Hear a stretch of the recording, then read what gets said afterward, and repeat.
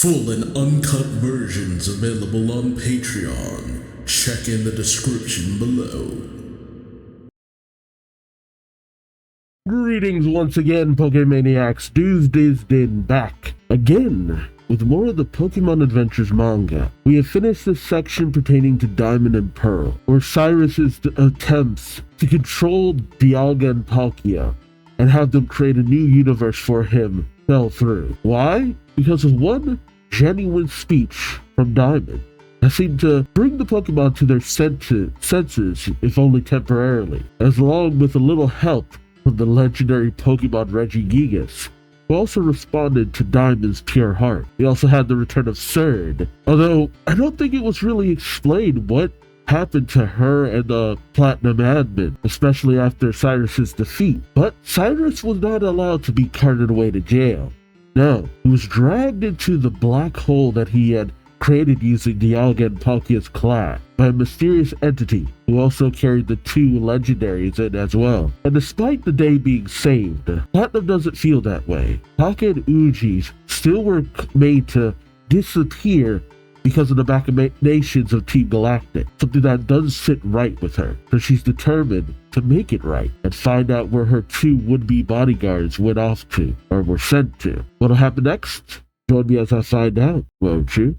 Alright, the Battle Zone. Narration reads, located outside the Sinnoh region, the Battle Zone consists of, and we see Flint and Volkner arriving with Electivire and Magmortar in the fight area, the survival area where Togekiss flies overhead, and the resort area. Now within these three areas, a new story is about to unfold. It all begins in a beautiful resort villa. You have a letter from Platinum saying, Dear Mother, thank you very much for all the advice. I'm writing to update you on my recent activity. My dear friends Diamond and Pearl have set out on a journey, of course, to investigate several legendary Pokemon they read about in the journal of a mysterious man named Charon. Oh, okay. Yeah. I thought they would have just gone back to the comedy stuff, but after getting the notes from Charon, they're, double checking on a few things just in case. Finally, in their winter attire, we are in the Platinum story arc, who appears to have been working for Team Galactic before his disappearance. There's something I have to take care of as well. Today I set foot in an area called the Battle Zone for the very first time. I'm alone and I feel lonely, but I must face my fears. Let me face my fears. Wish me well on my journey. At the moment, I'm hoping my meeting with an officer of the International Police goes smoothly. All right again, smooth. Soon. Your devoted daughter, Platinum. Right? Pokemon Adventures, the 8th chapter. Platinum. In the shadow of Giratina looms. Giratina. Alright, adventure number 80. Leaping past Lopunny. And you have Platinum, her Pokemon Lopunny, and Polion, Rapidash, Giratina looming overhead, the shadow of Charon behind that, Looker by her side, as well as the Frontier Brains, who I know pretty much nothing about except for Barry's dad, whose name escapes me right now. I mean, I barely know some of their names. I know where one person in this picture in particular ends up later down the line, but vaguely. So yeah, very uncharted territory for me, because I don't even think most of the Frontier Brains here, except for Barry's dad, well, Pearl's dad, has been featured in the anime. I don't think so. Except for maybe Caitlyn, but she's not technically a Frontier Brain. It's all very complicated. Well, let's jump in. Is that? Yeah, Steven Stone. Steven is... Does he actually show up here? You see Steven Stone walking away from a villa surrounded by some of his beldam. As a woman says, are you sure about this? Do you really want to let go of such a beautiful villa? Steven says, yes, it's fine. Go ahead and do the honors. He says, all right, then I'll take care of the rest. I heard you came to the Sinnoh region in search of a rare stone. Steven hands over the clipboard that he signed, saying, yes, and I've built this villa as my base of operation. But I gathered all the stones I came for. I don't need a stone collector in this region anymore. He accesses, I guess, his Poketech? A little wrist communicator saying, hello, father? Yes, I'm departing from the Hoenn region in just a moment. He then brings out Metagross. Love me a Metagross. Telling the woman, thanks for taking care of the rest of the paperwork. As he heads off, the woman says, safe travels. She then says to herself, wow, rich people. They custom build a huge villa like this and then sell it off like it's nothing to them. Oh well, let's see who the new owner is. And she brings out a picture of platinum brulettes. She says, whoa, this one's wealthy too. Super, super, super wealthy. Interesting. Oh, hey, it's all the characters who I've been waiting to appear. Yeah, the stat traders. Aside from Riley, what were all their names? You got Mira and her Alakazam, Cheryl and her Blessy, Buck and his Claydol, and Marley and her Arcanine. Cool. And I do love an Alakazam. So we cut to the battleground, which is members only. As the narration says, meanwhile, in the survival area, the battleground, Mira commands her Alakazam, saying, all right, let's have ourselves a battle. Alakazam, Psychic. Cheryl says, my Pokemon's full of life, you know. He tells her Blessed to use Hyper Beam. Buck runs in, saying, yeah, let's Pokemon battle. Haha. Claydol, calm mind. While Marley says, no way am I going to lose. Arcanine, Flare Blitz. We have Cheryl battling against... Yeah, I keep forgetting her name. Mira. And Marley battling against Buck. Okay. Which is funny, because I remember the episode of Cheryl, and I remember the episode of Mira. But I don't think I got to Marley and Buck. But I did see the special episode with Buck in it, and a special episode with Cheryl in it. As all four of them battle, we have Looker peeking in from a window, saying, look at them go. This is where skilled Pokemon trainers go to take part in advanced Pokemon battle, the battleground. He's sipping on that milk thing. Maybe I'll meet trainers with valuable information here. He brings out some goggles saying, time to start my investigation. International Police Equipment number 1. Excellent scope. Set up. He puts on the scopes and uses the zoom function. Well, I don't know if it was defective or he zoomed in a little too much, but they instantly break. He says, perhaps shopping in the discount section wasn't such a good idea after all. He's like, this always happens whenever I try to save a few bucks. Guess I'll have no choice but to infiltrate. International Police Equipment number 2, Invisible Claw. Although it's just a sheet that's made to look like bricks,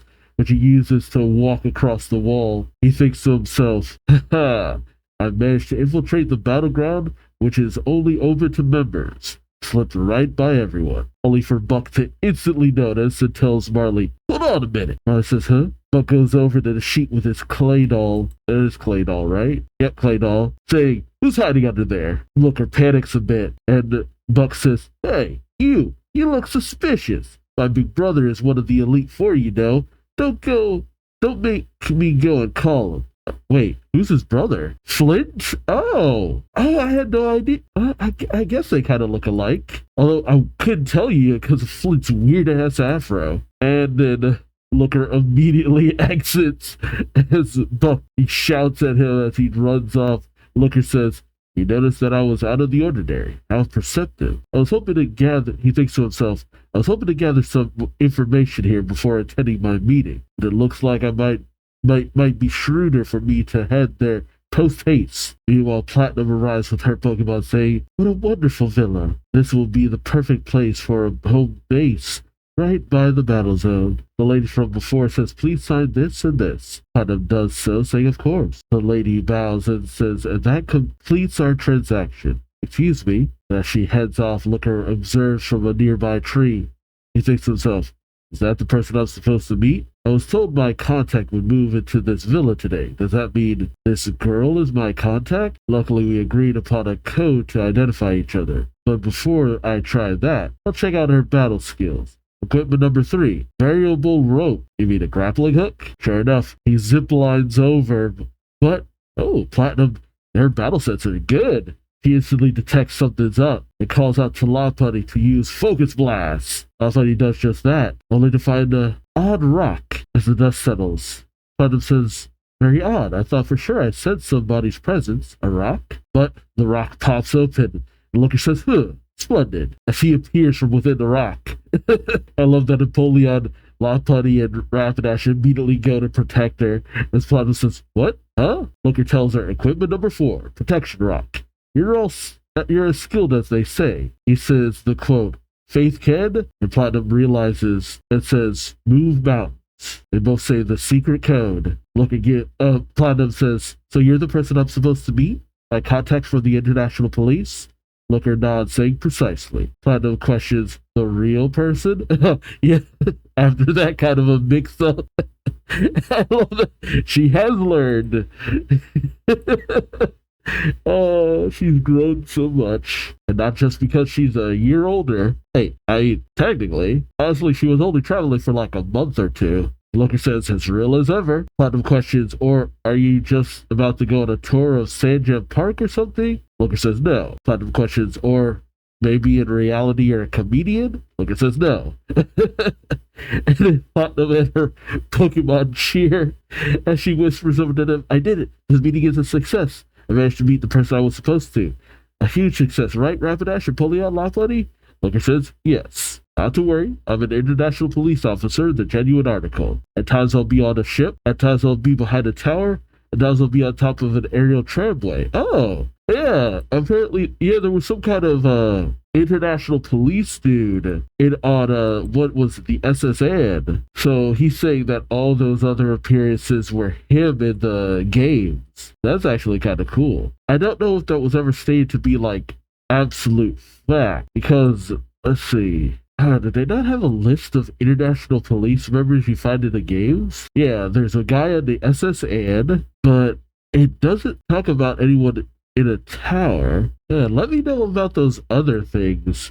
You know, hiding behind a tower and on top of an aerial tramway. Was there like some kind of appearance in the manga that I'm not remembering? Because that's an SSN. Behind the tower, would that be like one of the bird towers or, you know, one of the towers in Johto? And then on the tram in the Hoenn region? Is that what he's saying? Huh. He says, we literally travel all around the world to do our job. At this very moment, my comrades are all over the globe, searching for evildoers. Platinum smiles and says, so, what's your name? Your given name? Your code name? Something to call you by.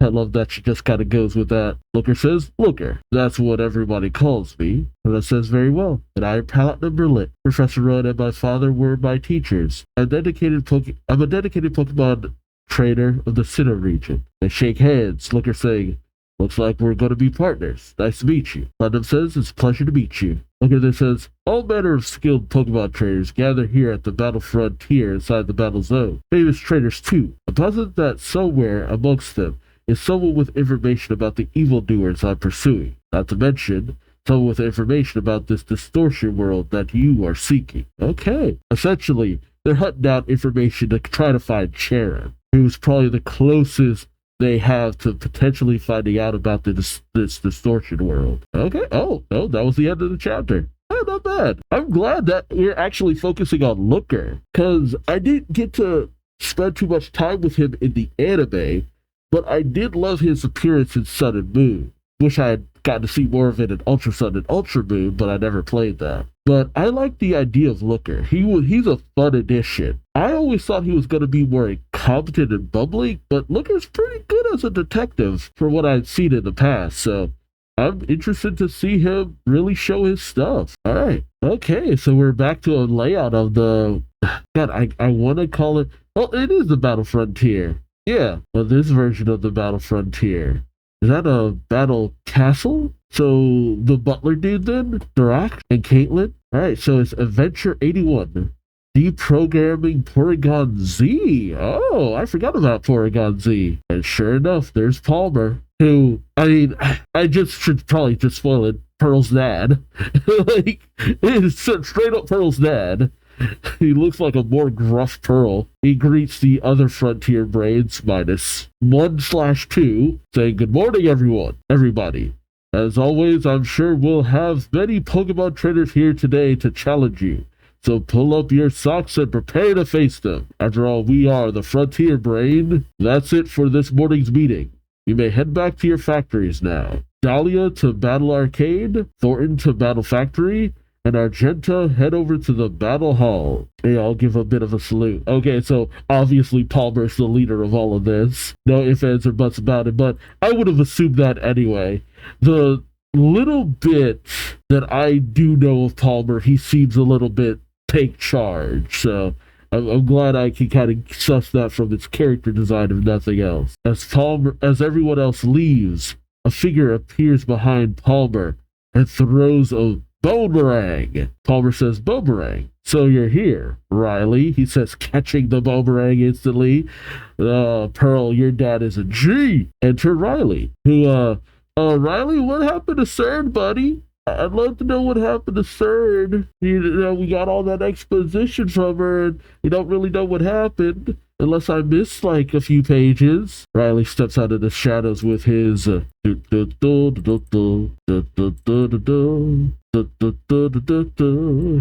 Lucario. A lot of good Pokemon, or at least in my opinion. Who says, "It's been a month since this place opened, and it looks like it's going to be a huge success." Okay. So, unlike with the previous Battle Frontier, this one's been open for a hot minute. Riley gestures out to the frontier saying, "This Battle Frontier is as good as the ones I've seen in other regions." Wait, that makes it sound like there's a lot more than just the one other we've seen.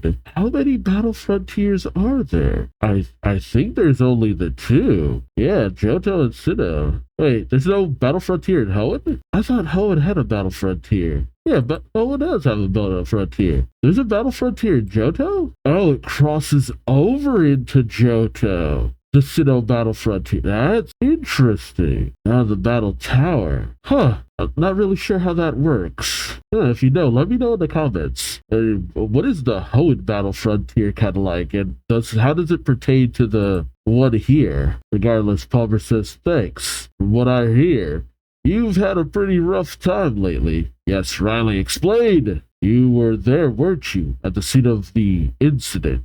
Riley flashes back to his battle against CERN. And, of course, she just takes off on her Starmie. Of course she just does that. Oh, why did I expect anything less? CERN takes off, Riley calling out, "Hey, stop!" As Riley thinks, "What? The person I fought disappeared. The three others, well, I'm convinced they went somewhere to regroup." Oh, Riley holds up one of their monitoring devices, saying, "I can hardly sense any aura from the machine anymore. In other words, I've run out of leads." Palmer says, "I see." Riley then says, "I was wondering if there was a way to fix the machine so it could fly again." Palmer thinks and says, "I know of a guy who can do it. Someone who's really good at inventing and fixing gadgets. Is it Thornton? He seems kind of gadgety." Riley says, "You do?" Palmer tells him, "Hold on a sec." He heads over to a communication device in the wall. The person say, "Mr. Palmer, the gate's ready." Palmer says, "Great, open the gate."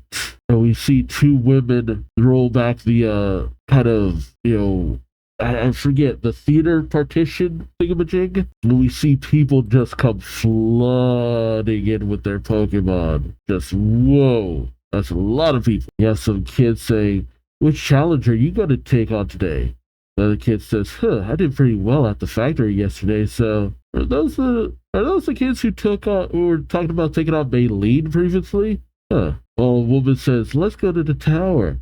The battle tower." While a man says, "Oh no, I'll never be able to win there." We have Looker and Platinum entering as well. Only for Metal Starly to come flying over to, I think, Looker and Platinum, saying, "Hello, this is your first time at the Battle Frontier. I'll be your guide. Which facility are you considering? Factory, arcade, castle, hall, tower?" Looker says, The Starly says, "I can explain the rules of each location if you wish." Platinum says, "Thank you, but I'm fine. I studied all the rules in advance." Looker's shocked, saying, "All of them?" And I think even the Metal Starly's like, "Wait, what?" Platinum said, "Yes, there are 5 facilities at the Battle Frontier. The trainer's goal is to overcome the challenges at each facility. At the Battle Factory, you can't use your own Pokemon. You have to battle with rented Pokemon. Same Battle Factory rules as the last one. In the Battle Arcade, you spin a roulette wheel before the battle, and whatever the wheel lands on determines the place, situation, and status elements of your battle." Oh, that's interesting. The Battle Castle, the challengers move through the castle by borrowing items and berries, and gathering information on the opponent's Pokemon. In a Battle Hall, which we specify which type of Pokemon we want to face for a one-on-one Pokemon battle. Oh, that's kind of straightforward. I don't think I need to explain the rules of the Battle Tower. It's just a straightforward Pokemon battle. The challengers continue battling to move up the ladder. This is the most famous of the battle facilities. and there's one just like it in Johto and Hoenn as well. Okay, so that might be so the battle tower over in Johto might be its kind of battle frontier. Because while there aren't battle frontiers in other regions, there are battle towers. That becomes a bit of a staple in a lot of the other games. The battle towers just were always the most popular element in every game to some degree. Just battling and slowly moving up the tower as you go. Looker says, "Huh. I was briefed that you were a fine lady from a scholarly family, but your knowledge is truly amazing. I'm impressed." He waves off the metal starlight, saying, "We don't need your assistance now. Go, go, shoo, shoo." Platinum says, "But knowledge is only superficial. You can't acquire true understanding without personal experience. That's why I must battle in all these venues." Looker says excitedly, "Yeah, that girl. You're sensible and refined, a true lady."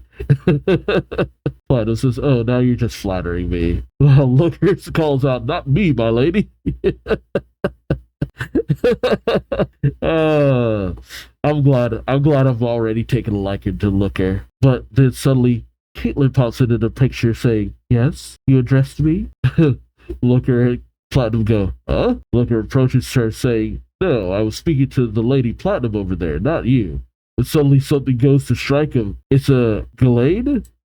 Gallade goes in for a strike that Looker aptly manages to dodge. He says, "Whoa, I guess this is what you call a bolt out of the blue. What's going on?" But the Gallade isn't done just yet, rushing him and trying to slice him up. Looker says, "What the? Cut it out, hey!" Oh, it does shred off his clothes, leaving him in his skivvies, saying, "What gives?" But his attack didn't even hit me. See, this is the more comedic element I would kind of expected from Looker to a certain degree. It doesn't mean he's not capable, it's just he's in an unexpected situation. Platinum explains, "It's Psycho Cut. It materializes blades created by Gallade's mind, came flying at you. Looks like Gallade is trying to protect that woman." Yep, sure enough. Platinum gives a bow, saying, "You must have upset Gallade when you pushed her, Looker. You were quite rude. My apologies. You have no intention of harming your trainer." Oh, I didn't even realize he pushed her. I just thought he kind of waved her off a little bit. And it was just like, "Hey, whoa, watch that head, buddy." Which, understandable still. But a few times it's just like, grown man approaching young girl. No, none of that. Platinum turns to Looker saying, "You have to apologize too, Looker." He says, "Huh." He gives a bow saying, "I'm sorry." And Caitlin? It is Caitlin. Yeah, Caitlin turns on her heel and just walks away. She makes her way through a, private section past a line of people and their Pokemon. And Looker says, "Wow, whoa, that's Battle Castle." Oh, Plato says, "That's Battle Castle, one of the battle facilities." She went right in without waiting her turn in line. Looker says, "That Glade she's got with her must be extremely powerful. I bet she's the Frontier Brain, the strongest trainer at Battle Castle. She does look kind of mysterious. Maybe she knows something that would help us." He, walks off with Platinum, which, Looker, I know you're part of the police, but we don't need you ending up on a list looking the way you do, holding a young girl's hand. One picture and your career's done, buddy. He says, "All right, let's begin our investigation by taking on the challenge of Battle Castle." I feel like it should be the challenge of the Battle Castle, but, translations. Platinum says, "Agreed, but first, you need to get some new clothes, Looker." As they're waiting their turn in line, Looker says, "Huh, sure is a long line." Platinum says, "Yes, a lot of trainers are here to participate." Looker says, "But actually, the line is moving pretty fast," as they're making their way. "Making my way downtown, walking." Oh, and you see those two kids from before. The one kid obviously having lost. Platinum says, "Probably because most of the challengers leave after getting defeated in their first or second battle." Looker says, "It must be a tough battleground." Platinum says, "Yes, and we're only permitted to face the Frontier Brain in the 21st battle." Yeah, those weird Battle Frontier rules. I think it's a nice little bit of nuance, but it's kind of out there. Then again, it could be kind of similar to the Kahuna challenges in Sun and Moon. I didn't mind the challenges. Actually thought they were kind of fun. But Looker says, 21st? Almost spitting on her, but she manages to deflect with her little guidebook. A voice calls out, "Next challenger, please." Oh, it's Dietrich. He says, "You must be Miss Platinum Blitz." Platinum says, "That's right. Dietrich, Drak. I want to call him Dietrich, but it's Drak." Drak says, "Well then, let's begin the first battle. A single battle using 3 Pokemon. Go. And as Platinum brings out her Empoleon, it faces off against Porygon Z. And next battle is Rapidash taking on a Glaceon. And then after that is Lopunny taking on Mantike. God, there's so many Pokemon in this chapter. I think it's Mantike. It's then announced, and the challenger wins. Yep, Platinum has overcome. Rock says, her battle skills are pretty impressive. Lady Caitlin is in a bad mood today, but this will soothe her.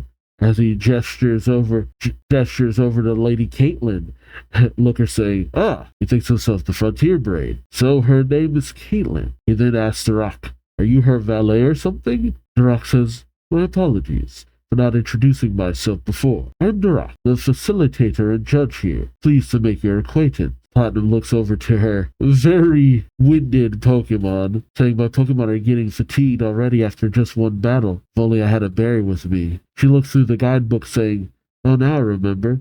In this arena I can borrow items for my Pokemon, can't I? I need to pay for them? She's looking through something saying, my wallet. And I guess as whatever she's pulling out of her wallet has Looker's eyes bugging out. But Rock says, hold on. Don't rent items with your money here. You exchange castle points for the inside battle castle. Platinum questions, castle points? Rock says, yes. Whatever you do here, you need castle points for. 1 CP to gather information on your opponent. 2 CP to borrow berries and items. 10 CP to heal your Pokemon. You must manage your CP wisely to move ahead in the battle castle. Looker is aghast as Platinum questions, manage? Looker thinks, nuts. How can a millionaire who buys resort villas with a single signature manage their finances? I got a feeling we're already in big trouble. Oh, whoa, don't underestimate her just yet. Platinum is nothing if not very practical.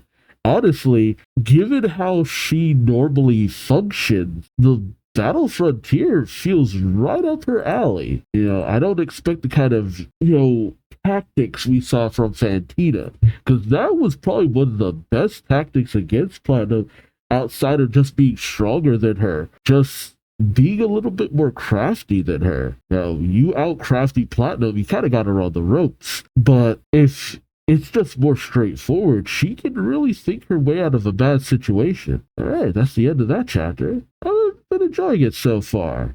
I hate saying it like this, but I'm already a little bit more invested than when you had Emerald teaming up with Todd, just because, I'm not being bombarded with the information from someone who I'm not used to, or who I'm not kind of endeared to. I mean, even though I already knew Todd and I liked Todd, Emerald just kind of felt dismissive about a lot of the situation. But because Looker is just the way that he is, I do expect him to just be thinking to himself like, thinking on my feet, like, what can be done? How can this go? What should be, what angle, what maneuver can be done here? Are we in trouble? Are we not going to get any further with the investigation? Whereas Platinum is always studious, she's calm, she's collected, but she can have her trying moments, but she can recover pretty quickly by just thinking into the past of what she's encountered previously. It's a very good look. And I do kind of wish that,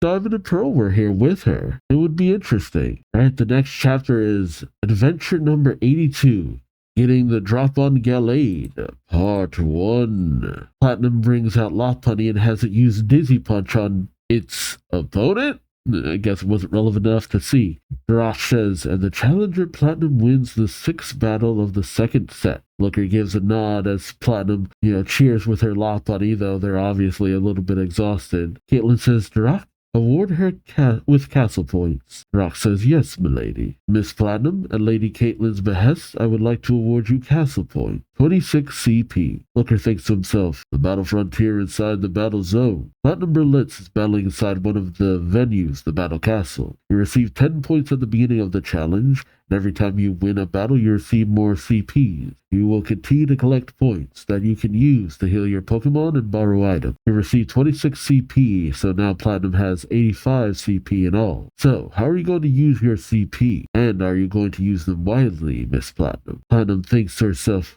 I think maybe I ought to use the points to heal my Pokemon. But if I use too many for that, I might not have enough points left to gather information on my opponents. So maybe the best for me would be to use them to borrow berries and items. Duraz approaches, saying, "What are you going to do, Miss Platinum?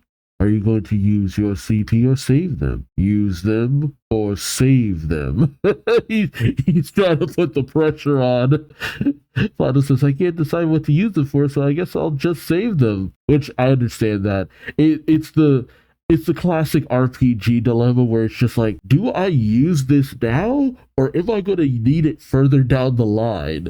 Sometimes you end up saving up so much stuff that you almost never use it when you actually should. I've always had a system where I get a certain amount and then I kind of go from there.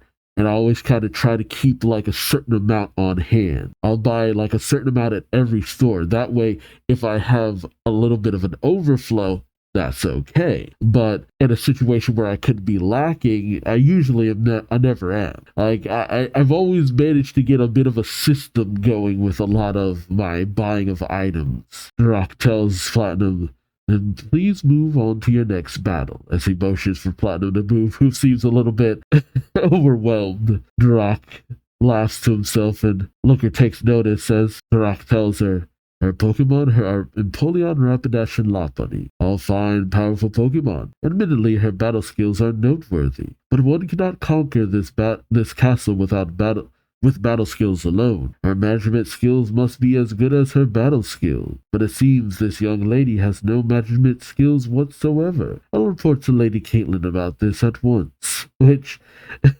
Looker is aghast at as he thinks he noticed. Like, yeah, of course he did. And so in the next battle, Platinum brings out Empoleon as it fights against Zangoose. Empoleon uses Aqua Jet, but Zangoose manages to dodge. Platinum says, "I missed?" As Zangoose goes in with Crush Claw, hitting Empoleon directly. No, Platinum doesn't change, bringing out Rapidash, and Rapidash incinerates Zangoose. Duraz says, "And the challenger Platinum wins the 7th battle of the 2nd set." Platinum gives a bit of a sigh of relief, but Looker grows angry, grabbing her by the wrist, pulling her away, saying, "Hey, come here for a sec." Which, again, not a good look for a grown man to be doing this, but whatever. Off to the side, Looker says, "Listen up, Platinum. From the looks of things, the key to victory at the battle castle is using your CP judiciously. Empoleon's Aqua Jet missed in the last battle, remember? Do you know why?" Platinum shakes her head. Again, I swear to God, again, Looker, you gotta stop doing these very compromising motions. He slams his hand on the wall saying, "Because the opposing Pokemon used Detect. That Pokemon knew in advance that what move you were going to use." You got poor little Platinum shrieking. Like, God, back off, dude. If you had spent your CP beforehand to gather information on your opponent, you would never have panicked like that, right? Platinum meekly says, "Uh-huh." Aw. He puts a hand on her shoulder saying, "Come on, Platinum, use your CP. You have to manage your CP wisely, but include spending them." Platinum says, "I'm trying, but I don't know how to choose how much CP to use and for what. I've never had to divvy up a limited amount of resources before." Wow, she actually, Looker was spot on when he was just like, "Can this rich child actually understand the concept of preservation?" Oh God, Looker just yelling up a storm. Says, "Quiet! I read every inch of the rulebook while you were having your Pokemon battles. Let's review it one more time, shall we? 10 CP per Pokemon to heal them. 8 CP to heal the power point of a move. Oh, 2 CP each to borrow a Cherry Berry, Chesto Berry, or Paca Berry. 1 CP to look inside the Pokeball of your opponent. 2 CP to check the stats and ability of the opponent's Pokemon." Huh? What's wrong? Well, it says, "Looker, I admit that I'm bad at managing resources, but could you teach me in a gentler manner?" Yeah, I was thinking that too. Looker grows angry, saying, "What?" Platinum says, "No one has ever spoken so harshly to me before. Not my butler, Sebastian, or anyone else who has assisted me in the past." Yeah, see, that's why I was kind of taken aback by this, because it's just like, man, I don't know, she's used to getting yelled at like this. Though it was primarily because grown man yelling at child. I get it, she's like 12, but still. Looker turns, still angry, saying, oh, okay, I'm sorry. I guess I wasn't considering your feelings. I'll give you some space. But think about what I said. International Police Equipment number 5, Galactica Jet. And he just flies off, leaving Platinum in the smoke. Oh, he's obviously still steamed. It comes from a good place, but he is acting very childish. He ends up landing on the roof of the castle with his rocket pack exploding as he's flung off. As he takes a moment looking to the sky, he says, that was thoughtless of me. She's young enough to be my daughter, right? I shouldn't have spoken to her so rudely. I've never been good at talking to people. I don't know how. I always forget to consider their feeling. I mean, you're a detective. You're much more used to put the pressure on someone rather than anything else. I can't just shout my ideas at others. Calm down, calm down. He does some movements. Oh. I know I have what it takes to be both strong and sensitive. What did I come to the battle zone for anyways? As an international police officer, my task is to learn about the movements of that evil organization Team Galactic. And Lady Platinum is seeking information about the distortion world. That's what we're here for. We must work together to accomplish our goals. A skilled trainer is bound to have information about these things, and in order to get close to skilled trainers to question them, he must keep winning. Makes his way inside the battle castle, looking around, but he goes, here's the room where they're having their Pokemon battle in. It's easy to get lost in such a big place. He sees several pictures, one of Caitlin. He says a portrait of all the Chatelian ancestors. The lord of this castle is the frontier brain. Caitlin is a lady. Platinum is a lady too. That means this battle will be lady versus lady. Might turn out to be an appropriate match after all. As he thinks of them, two of them not knowing how to manage their resources, he says, this is no time to think negative. I'd better observe Platinum's battle closely. Where is she fighting now? But the Metal Starly comes in saying, are you in need of guidance? Wilker goes, whoa, as the Starly says, the Challenger Platinum is before this venue's Frontier Brain already. Wilker says, what? He faces the Frontier Brain on the 21st battle, and since each set consists of 7 battles, this is the battle against the Frontier Brain. That means Caitlin is on the battlefield? Wait, huh? He isn't standing on the battlefield. He looks over to Caitlin still on her little throne. Wilker says, why not? If not her, who is the Frontier Brain that Lady Platinum is facing? A figure calls out from the opposite side of where Platinum is, coming out of the shadows of the hall, saying, shall we begin your 21st battle in the battle castle? Looker and Platinum saying, what? The Frontier Brain isn't the Chatelian at all, it's her valet? Duraz says, correct. Lady Caitlin is in charge, but I am the Frontier Brain, the castle valet. And Duraz, am your opponent, he says, bringing out his stopwatch? Pocket watch, I think? Starly then calls out, Battlestar, which I guess that makes sense why you would have the Metal Starly, just as, because when Duraz is actually, involved in things, someone has to referee. And Polion goes up against Gallade, as Duraz says, battle begin, ha ha! He has Gallade use Psycho Cut, but Empoleon manages to leap over, grabs Gallade in a full Nelson! The most deadly of moves. Platinum calls out, that's right, Empoleon! And The Rock, I love him just, It makes me think of Ida. The Rock says, did you really think you could stop this attack with that?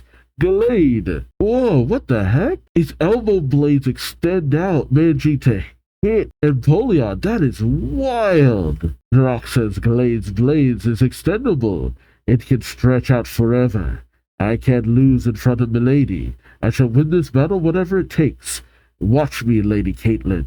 Okay, dang. Duraz is he all up in it. And he does feel like Ida all of a sudden. Alright, Adventure 83. Getting the drop on Gallade, Part 2. Because of Gallade's sneaky little attack, Empoleon goes down. Platinum calling out to it. Looker says, I thought you managed to move behind Gallade. The blades of Gallade's elbows were extendable. Platinum says, change places for a moment. Rapidash. Duraz says, but not as easy to beat as you think. keep attacking Glade. Platinum has Rapidash use Protect. Well, Dirac has Glade use Fate. Oh, cover page. I wonder, did she not keep those other Pokemon, or did she not get them ultimately? Ooh, Glade manages to juke Rapidash, ending up taking it down immediately with one swift strike. Poor Rapidash. Metal Starly says, unable to battle. Dirac says, you must have used Protect so your Rapidash wouldn't receive any powerful attacks. But too bad for you. Protect and Detect has no effect upon Fate. That's one down. And I suppose I'll only need another minute and a half or so to knock out your other Pokemon. Looker says he's strong. Definitely a frontier brain, but I still don't get it. Why is the valet the frontier brain and not the chatelaine? Dirac points to him saying, I can answer your question. My mistress, Lady Caitlin, has incredible Pokemon battle skills, but for certain reasons she isn't allowed to fight. Yes, certain reasons. I'm aware of the reasons, but I'm kind of interested how that gets implemented later down the line. It's a very interesting setup. Dirac says, that's why I stand in for her in battle. Now then, time for me to call out my second and third Pokemon. Should I use Staraptor or Houndoom? Speaking of which, love me some Houndoom. Dirac, you're alright by me?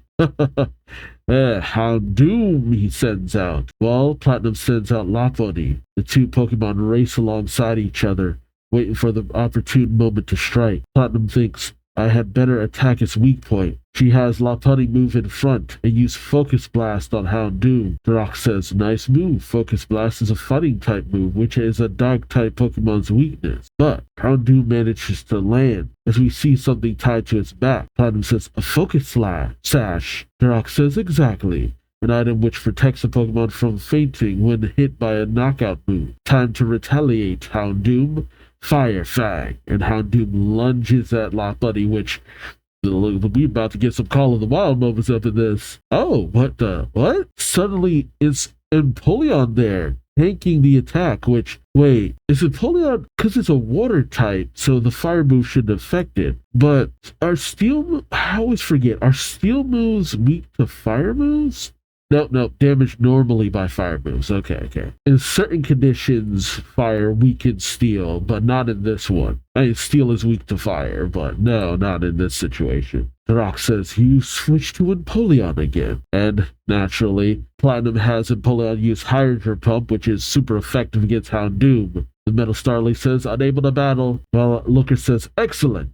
And so Dirac sends in Staraptor. Looker says Dirac's third Pokemon, but Empoleon's ice moves have an advantage here over it. Platinum has Empoleon use Blizzard, but is it using Double Team or is it just its speed? As Staraptor manages to avoid the Blizzard, Dirac says, it's Double Team. Yeah, it's Double Team. You're not going to be able to hit me that easily, even if you manage to graze it. I can heal itself with a Roost. Yeah, Roost. I mean, if you're strong enough, a healing type move ain't gonna matter much, but when you on the ropes, the last thing you want is your opponent to keep healing itself. Platinum says, alright, but I'll give it a try. And I'll try and try again. As Empoleon just uses Blizzard after Blizzard after Blizzard, and it eventually consumes Staraptor. I love Empoleon just off to the side like, I finally got the SOB. The Metal Starly says, unable to battle. Looker says, you managed to hold out. One more to go. Dirac says, it looks like you really want to drag my last Pokemon out into the fray. Ha ha! As he brings out Glade again. Well, Platinum brings out Lopunny. So, I mean, she still has Empoleon in the back pocket, but I don't know if it's got enough power points for anything more. Looker says, relax, Platinum. That's his last Pokemon, but you still have two left. You outnumber him, as Lopunny does its best against Glade. But Dirac says she has two left, yes, but they're both out of breath and weak, and my Glade is pretty much undamaged. Numbers are of no importance here, as he has Glade use Night Slash on Lopunny. Looker is really invested, as Lopunny's really struggling to stay up. Platinum says he's strong. Looker thinks to himself, mustn't give up, Platinum. If you give up or lose, we'll get thrown out of here. And that means we'll lose the opportunity to gather information from Dirac and Caitlin. On the other hand, if you win, we get to talk with the Frontier Brain. You have to win. It's the only way for us to get what we came here for. But up in the stands, Caitlin seems to take notice as Lot Buddy still rises back up. Oh, is it going to use that one move? I wonder. Lot Buddy shuffles in, barely manages to glance a blow off of Glade, and faints. Duroc laughs. He didn't even have enough strength to punch anymore. And so, in comes Empoleon. Duroc saying, the only one left is your good as finished Empoleon. The end result is a foregone conclusion. Glade, finish off Empoleon. Okay, I don't even know what... Oh, okay. It's Glade raising its like little blades on its ends of its elbows to go in for the stab. Oh, only for it to stab itself? Wait, what did Laputty use? Attract? Looker, Duroc, and Caitlin are all taken aback by this. Platinum says, now's your chance, Empoleon. Drill Peck! And Empoleon hits Glade, and Glade goes down. Duroc isn't shocked as the Metal Starling says, unable to battle, challenger wins. Platinum slumps to her knees saying, I won. While Looker comes over saying, well done, Platinum. So what exactly happened at the end there? Caitlin approaches saying, Laputty's ability is cute charm, right? Glade attacked Laputty with Night Slash, which is a direct attack. So the moment it touched Laputty's body, it got infatuated. Oh god. Yep. Using those charms. In other words, Glade had feelings that made it hard for it to attack Laputty. I guess there's no way that it could be helped, but it was entirely Duroc's mistake to leave it an opening for Laputty to attack with Dizzy Punch, which caused Confuse. Ah, man. So the punch wasn't even meant to do a lot of damage, it just had to connect. Dang. Looker says, Confuse, of course. That's why Glade attacked itself. Platinum says, and it was all thanks to you, Looker. I followed your advice and used my CP to gather all the information I could. Looker shocked, saying, oh my. Platinum says, if you know the enemy and you know yourself, you need not fear 100 battles.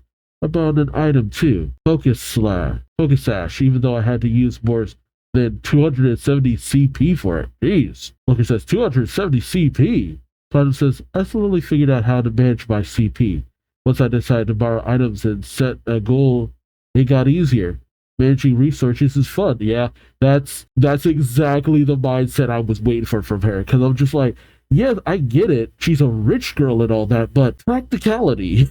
Platinum excels at that. Duroc falls to his knees saying, I lost. In front of Lady Caitlin too. I am defeated. Caitlin says, you lost because you underestimated your opponent. You assumed she wouldn't learn how to manage her CP.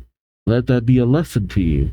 Duroc bows, saying, I am so ashamed. He brings over a case to Platinum, saying, and now to recognize your great skill, we present you with a commemorative print? What? What? It's cute, though. Don't get me wrong. Prints? Platinum questions a commemorative print. Caitlin says, that's right. As proof of your victories at each of the Battle Frontier facilities, all the trainers who defeat their Frontier Brain collect them. Platinum says, thank you very much. But where should I keep it? Looker says, oh, I've got a solution right here. International Police Equipment number 6 versus Recorder. Duroc says, every challenger who takes part in the Battle Frontier gets one of those. Looker says, oh, I guess saying that has got to be a habit every time I pull something out of my pocket. Right? You probably shouldn't be announcing that. Platinum says, okay, stick that right here. Looker says, and now, Platinum, the moment we've been waiting for. You're the winner, so there's no need to hold back. Ask them for the information we seek. Platinum says, oh yes. Duroc questions, information? Looker says, yes. Full disclosure, I'm an investigator for the International Police. I have 2 questions for you. First, what do you know about the distortion world? Second, what can you tell us about Team Galactic? We know they're bad people and they might be hiding out here at the battle zone. We'd like to know more. Duroc says, I don't know anything about the distortion world, but I do know something about this group. Looker says, you do? Duroc says, yes. There have been rumors of sightings of these people around here recently. I think it was near Stark Mountain. When suddenly, a voice calls out from the balcony, hold it right there. If it's intel on that mountain you're looking for, I've got plenty for you. Ha ha ha. Huh. Buck. Interesting. Yeah, doesn't he have something to do with Heat Train? But a mountain? Huh. Alright, Adventure 84. Clobbering Clay Doll. Buck leaps from the balcony with his clay doll saying, if it's Stark Mountain you're talking about, then you're talking about Heatran, aren't you? Yep, sure enough. That's the one thing I know about Buck. He's connected to Heatran. How? I don't know. I remember it from that one Generations or Evolutions episode, but I don't think I watched it in full because I was just like, I have no idea what's going on here. It was Generations episode 12, the Magma Stone. Yeah, I didn't get that far because I was just like, okay, we're getting into territory of characters I have know nothing about, so I'm just gonna skip over this. Looker says, Stark Mountain, Heatran. What? What are you talking about? And who are you anyway? Buck says, the name's Buck. Well, don't you remember me? Don't tell me you've forgotten already.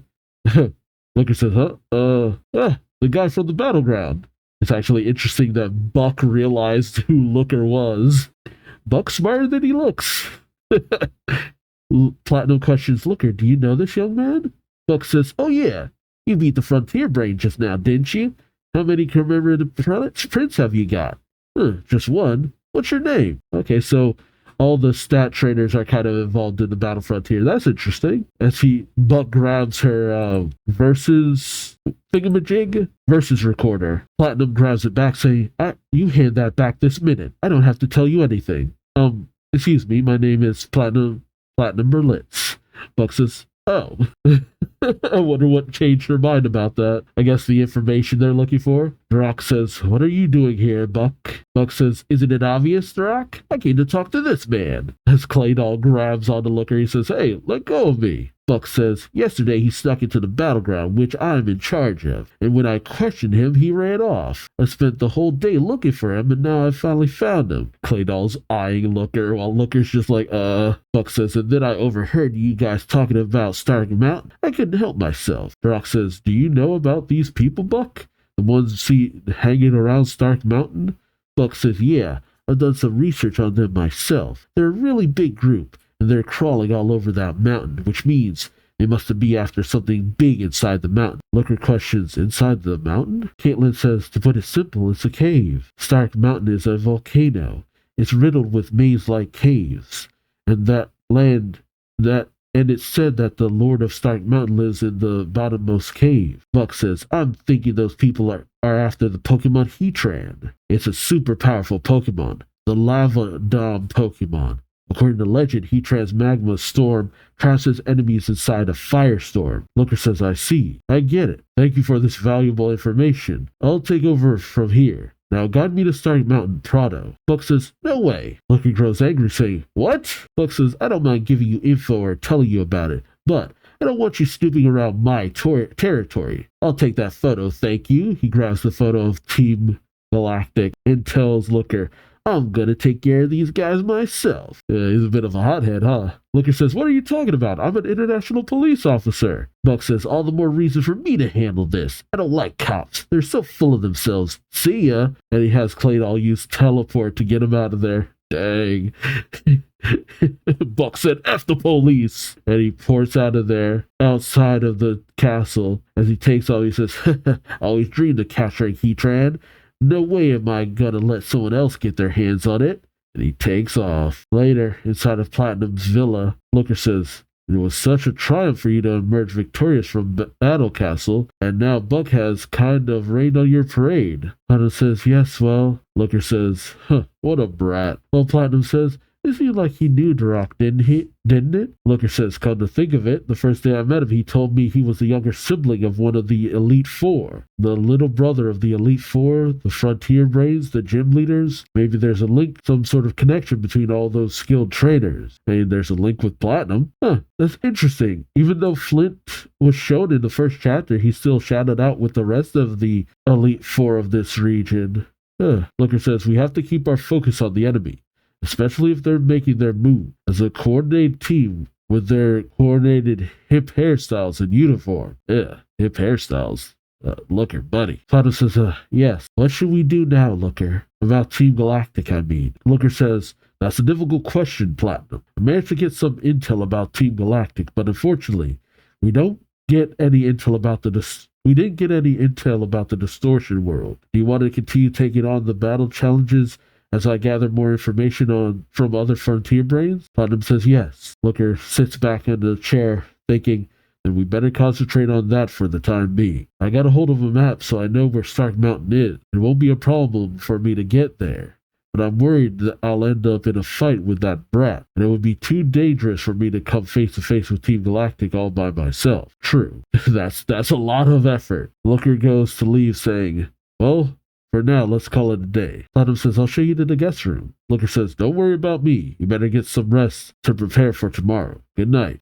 He goes out into the yard and brings out a tent saying, International Police Equipment Number 7.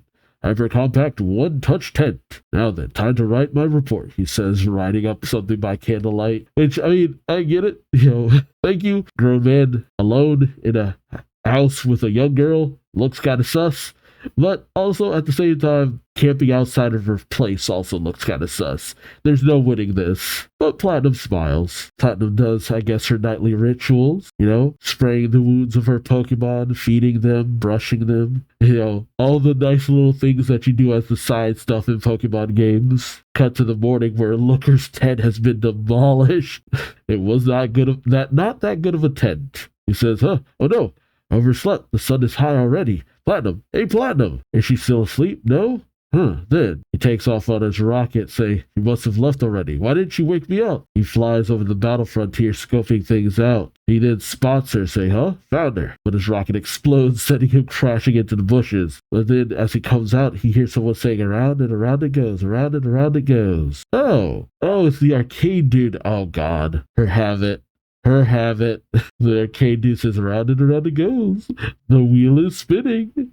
As Rapidash happily gaddle up behind. Looker comes out, calling out to Platinum, and Platinum says, I'm sorry, Looker, I heard this delightful song when I woke up, so the arcade man says, does this guy have a name? I don't think so. The arcade manager says, around and around it goes. Looker says, song, you mean that Carnival Barker chant? The manager says, around and around it goes. Platinum says, yes. Looker says, you like playing roulette and whatnot?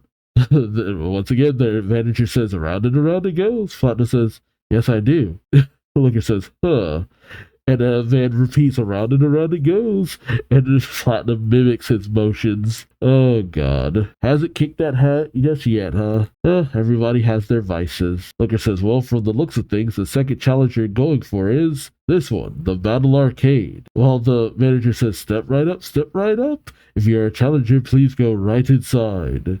Looker says, we got in, just like that, without waiting. This sure is different from the Battle Castle. We had to wait in line for ages there. As they walk through, Looker says, they even need a barker to lure in challengers. That must mean this challenge is very unpopular. Metal Starly comes in saying, wrong. Looker says, whoa, you again. The Starly says, the reason there aren't any challengers is because it's not because this facility is unpopular. It is because this challenge is very difficult. Defeating the arcade star is very, very difficult. We then cut over to Route 227, Buck climbing up the mountain, free climbing, saying the mountain surface here is rough, but I can't get to Stark Mountain if I don't cross this raid somehow. Come on, let's go. But unbeknownst to him, he's being watched by 2 members of Team Galactic. They report back to Charon. Charon saying, I see. A child has been sticking his nose into our business. And he's heading here now. Very well. Continue to follow his movement. As we see in the cavern's depths, Heatran.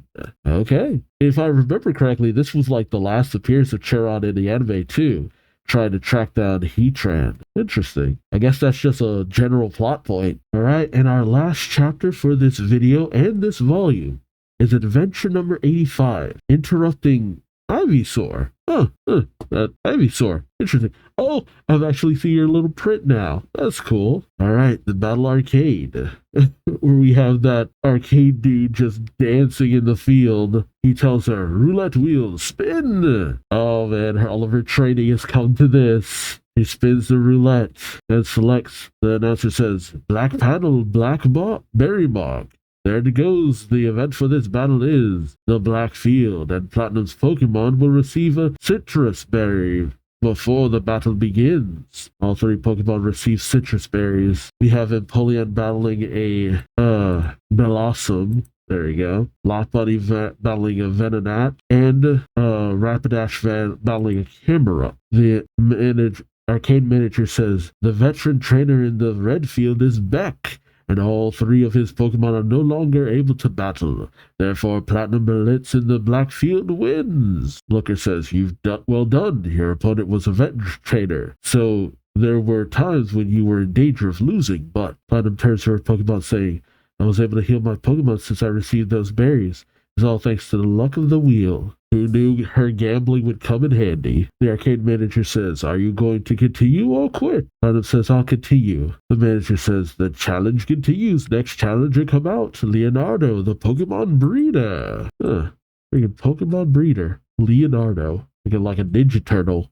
He says, roulette wheel spin." Platinum pushes the button in and stop. The panel has a sunny mark. The battle will take place in sunny weather, which naturally enhances Rapidash something fierce. It's full power. Looker thinks to himself, Platinum's second challenge in the Battle Frontier is the Battle Arcade. A spin of the wheel determines the location of the battle and the circumstances. There are various types of events. For example, a weather panel, a style ailments like poison or paralysis, or the Pokemon get berries. Rapidash uses Fire Blast against Ivysaur, and the announcer says Platinum Blitz wins. Looker cheers, and he thinks to himself, that's 14 wins in a row. But what's astonishing isn't the number of battles she's won, as the manager then says, roulette wheel spin. Looker thinks the most surprising thing of all is, that intense look in her eyes.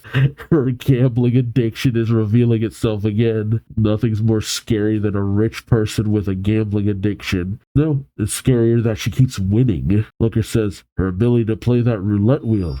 It seems she's able to figure out the timing, to stop the wheel at the precise spot she wants.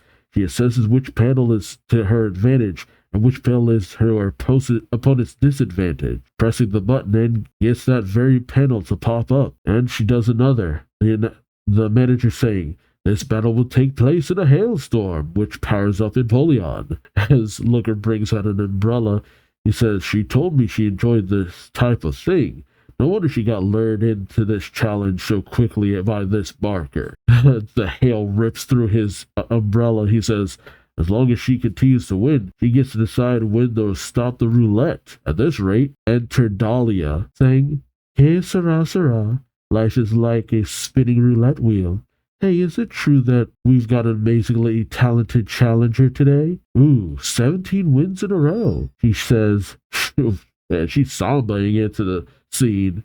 Of course, she has a Ludicolo. She's got a Ludicolo, a Medicham, and a Togekiss. Interesting. Dahlia says she's almost there. I will accept and face the challenger for the 21st battle. The manager says, who? Arcade star Dahlia. Platinum thinks she must be the frontier brain of this venue. The Metal Starly says, trying to beat the arcade star is very, very, very difficult. Platinum says, she's a formidable opponent, which means there's a good possibility she might know something of use to me about the distortion world. I love that Looker's just mesmerized by Dahlia just dancing up a storm on the balcony next to him. That's the one noticeable thing that I know about her is Sprite be dancing. Platinum says, the only opportunity we'll get to talk with her is when I win and receive the commemorative print. So you have to win this battle no matter what. Isn't that right, Rapidash, Lopunny, and Empoleon? Meanwhile, with Buck up on the mountain, he says, here we are, the entrance to the tunnel that leads to the caves on Stark Mountain. I've played here since I was a kid,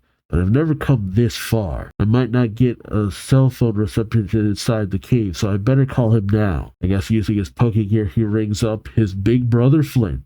He answers with Flint hanging out with Volkner, saying, Flint speaking. Hey, it's me, Buck. Hey, Buck. I was just thinking of calling you. From the sounds of the thing, you're at that mountain, aren't you? Buck says, bingo. Flint says, you've been talking about it so much that I decided to investigate that mountain myself. I found out there's some kind of treasure inside it.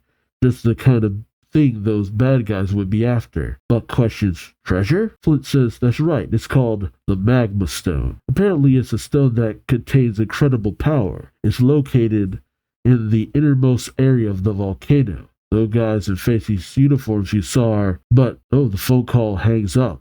Buck saying, hello? Hello? Hello? I guess I'm out of range. The connection broke. A treasure. Maybe I was wrong. I'm sure those bad guys were after Heatran, but maybe they're after that treasure instead. Well, the quickest way to find out is just to ask them in person. Ah, he knew. I know you've been following me. Come out. He doesn't get a response, so he says, want a piece of me, huh? Claydol, Sandstorm. And the Sandstorm forces the members of Team Galactic to come rushing out of the rocks. Buck says, now tell me, what are you guys after? Why are you trailing me? Why won't you say something? Yeah, that's Team Galactic for you. just vacant looks in their eyes. Ugh. Okay, that's creepy. He manages to knock them all down, but they just get up like friggin' zombies. Unblinking, unflinching. Buck says, I'm getting nowhere fast. He then whispers over, Claydol, we're gonna keep going nonstop until we get that treasure. If they're after this magma stone, we need to get to it and protect it before they can get their grubby paws on it. Go! They go running off, Team Galactic chasing. He tells it, use your power to find the way there. They make their way through the maze. As he says, oh, you lost them. What's the matter? And Claydol leads them to a weird-looking cavern. Buck saying, looks like we found it. The magma stone. That was easier done than said. It's actually kind of cool that Buck's getting his little own adventure, but I know that this is like some kind of important plot element because it's featured in Generations, it's featured in the anime, and now it's featured here, so major plot element in the game, obviously, with Heatran. But I wonder, do any of the other stat traders get a little bit more attention too? Because I hope this isn't just it. Not knocking Buck, but, it's kind of wild that only the dude characters got, like, any kind of attention. Let Cheryl get a moment. But I'm interested to see where this goes. Looker is a fun little addition. He's very much the same as Todd Snap was to Emerald and all that. And Platinum is showing that, despite the fact that she's on her own, she thinks fast. She gets into the groove of things as it goes. Looker might be a little bit forceful with the way that he teaches her and gets her to realize things that she should understand, but she still takes it to heart.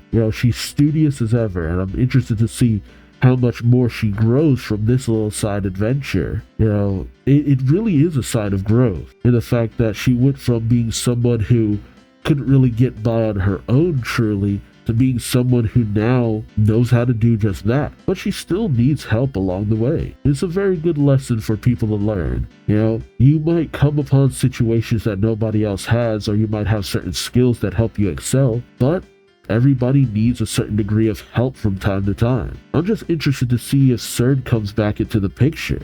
She managed to escape yet again, but here you have Team Galactic still up to no good. How will they factor into things going forward? Well, do the other admins even matter fully? Cyrus kind of met his fate, but how does that change here in the Platinum storyline? Facing off in the Battle Frontier, interactions with the Elite Four. Where does it all go? And when does Giratina make its move? Let me know your thoughts on this few chapters in the comment section below. Like, comment, subscribe if you enjoyed the ride. Thank you so much for watching, and until next time, I've been Duuz-Diz-Din, and hope to see you later. So then, take care. Bye-bye.